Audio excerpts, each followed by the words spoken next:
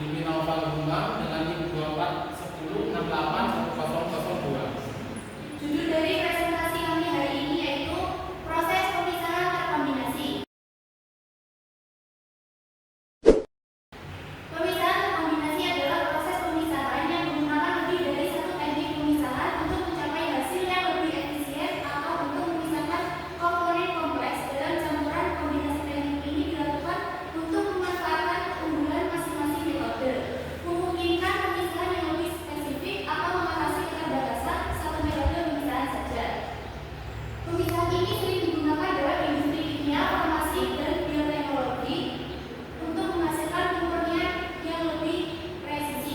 Pentingnya pemisahan terkombinasi. Kelebihan dari teknik kombinasi sendiri yaitu yang pertama adalah peningkatan efisiensi. Peningkatan ini memungkinkan proses pemisahan berlangsung lebih cepat karena masing-masing metode bekerja saling melengkapi.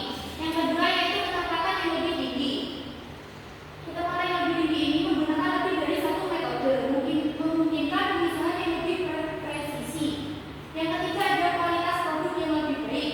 Teknik kombinasi mengurangi kontaminasi produk akhir sehingga meningkatkan kualitas produk secara keseluruhan. Jenis-jenis dari pemisahan ada 5. Yang pertama itu pengeringan, yang kedua destilasi dan rektifikasi, yang ketiga ada ekstraksi, yang keempat ada kristalisasi, dan yang terakhir sorpsi dan pertukaran ion. Pengeringan. Prinsip kerja dari pengeringan ada 2. Yang pertama, pengeringan bekerja dengan cara mengalirkan panas ke dalam lembab sehingga air atau pelarut lain yang menguap dari bahan tersebut. Yang kedua adalah proses perpindahan massa, di mana uap yang terbentuk harus dikeluarkan dari area pengeringan agar kelembapan dapat terus berkurang. Jenis-jenis dari pengeringan ada 3. Yang pertama yaitu pengeringan konveksi, menggunakan udara panas atau gas air yang dialirkan melewati bahan untuk membawa uap air keluar. Contohnya yaitu oven pengering yang menggunakan aliran udara panas. Yang kedua ada pengeringan kontak bersentuhan langsung dengan permukaan panas, seperti pada pengering drum atau pengering sabut. Jadi berikut adalah flow diagram pengeringan. Salah satu contohnya adalah pengeringan konveksi menggunakan fluid bed dryer. Jadi pengeringan konveksi yang menggunakan fluid bed dryer ini biasanya penerapannya salah satunya adalah di pabrik gula, yang dimana memanfaatkan udara panas dan udara dingin untuk mengeringkan suatu sampel atau produk tersebut. Jadi untuk prosesnya sendiri dari produk masuk ke dalam fluid bed dryer nanti akan ditembak oleh udara panas. Setelah ditembak oleh udara panas yang dimanfaatkan oleh sebuah heater yang melewati heater, kemudian akan didinginkan menggunakan suhu ruangan yang ditembakkan dengan udara yang lebih dingin. Kemudian di sini ada pengeringan kontak yang dimana yaitu rotary dryer. Rotary dryer ini memanfaatkan sebuah drum yang berputar, yang dimana nanti dari produk akan bersentuhan langsung dengan perputaran dari rotary dryer. Rotary dryer akan disupport pemanasnya oleh menggunakan heating unit. Kemudian ada pengeringan radiasi. Biasanya pengeringan radiasi ini pemanfaatannya menggunakan inframerah untuk pengeringannya. Adapun faktor-faktor yang mempengaruhi efisiensi pengeringan. Yang pertama ada suhu. Semakin tinggi suhu, semakin cepat penguapan. Namun perlu disesuaikan untuk bahan sensitif terhadap panas. Yang kedua ada kecepatan aliran udara.